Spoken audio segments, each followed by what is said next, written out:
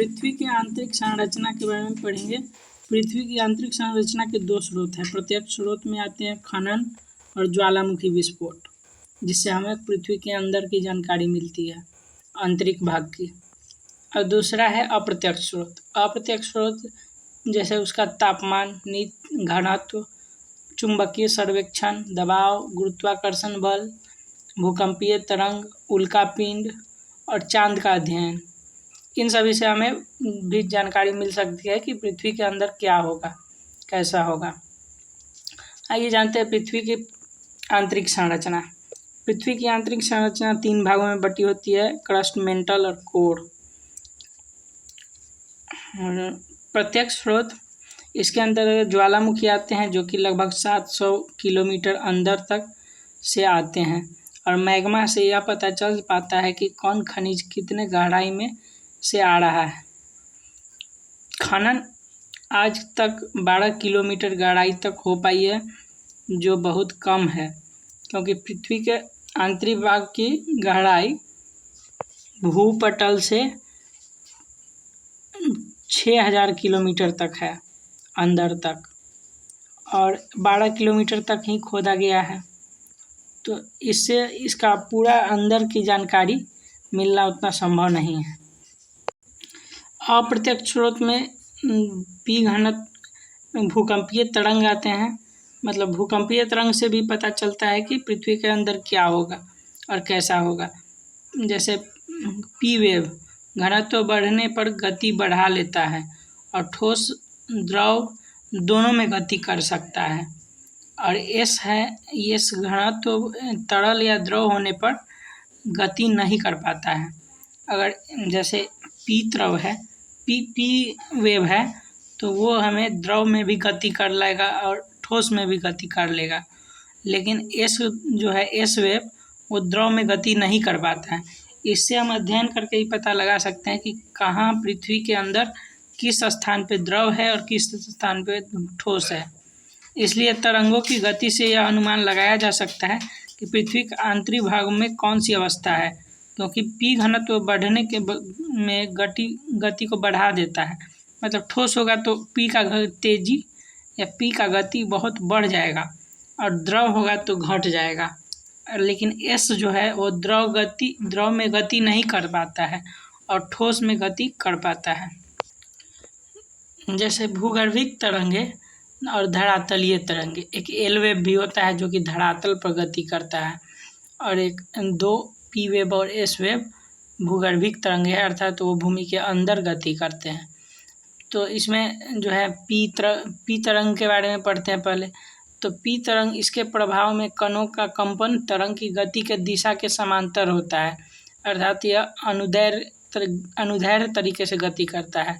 यह सबसे तीव्र गति से गति करता है और इसका औसतन 6 से 15 किलोमीटर प्रति सेकंड की रफ्तार होती है। यह तरंग तीनों तरल, ठोस और गैस तीनों प्रकार के पदार्थों में गति कर सकता है। द्वितीय है एस तरंग।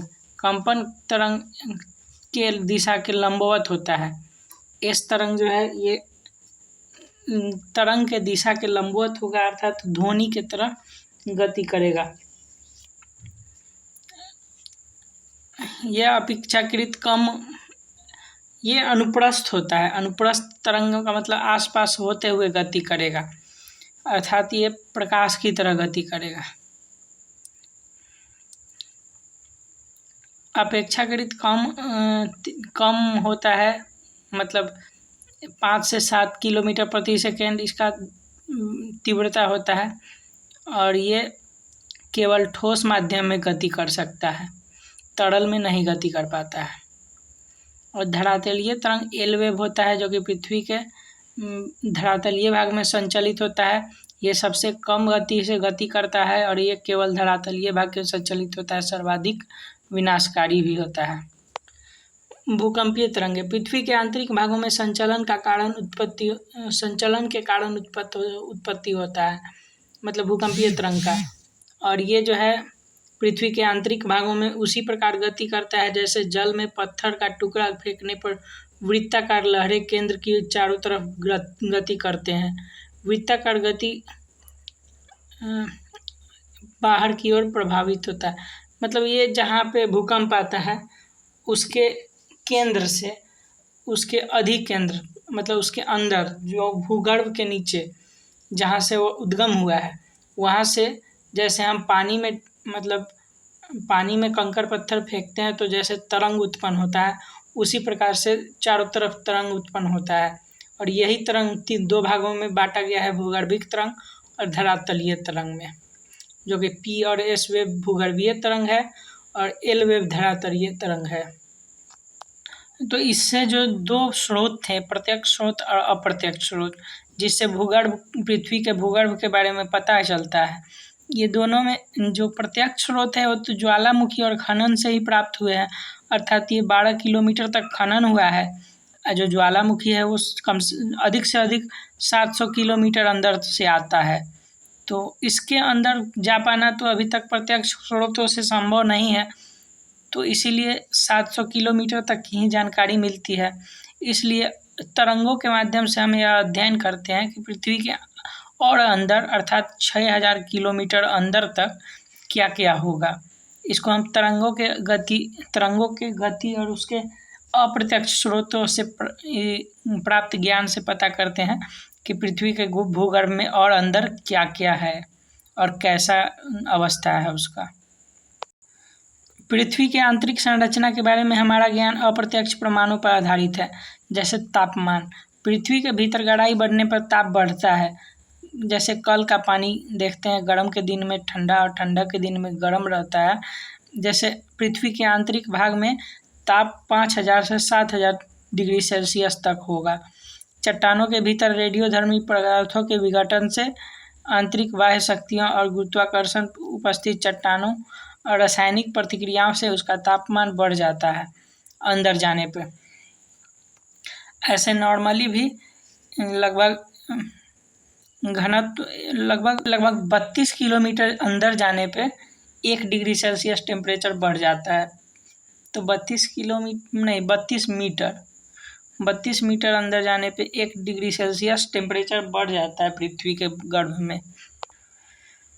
अब घनत्व देखते हैं। दूसरा है घनत्व। न्यूटन के गुरुत्वाकर्षण सिद्धांत के अनुसार पृथ्वी का औसत घनत्व की गणना 5.5 ग्राम सेंटीमीटर क्यूब की गई थी। लेकिन आश्चर्य की बात यह है कि पृथ्वी की सतह के निकट की चट्टानों का घनत्व 2.7 ग्राम पर सेंटीमीटर क्यूब है, जो कि घनत्व औसतन के मुकाबले बहुत कम है। इससे यह स्पष्ट होता है कि गहराई के बढ़ने के साथ साथ उसका घनत्व में भी वृद्धि होता होगा। अर्थात जो पृथ्वी का गुरुत्वाकर्षण बल है अर्थात 9.8 मीटर प्रति सेकेंड, इसको प्राप्त करने के लिए पृथ्वी का घनत्व जो है उसका औसतन घनत्व 5.5 ग्राम सेंटीमीटर क्यूब होना चाहिए, जो कि न होकर 2.7 ग्राम सेंटीमीटर क्यूब है, मतलब धरातल का।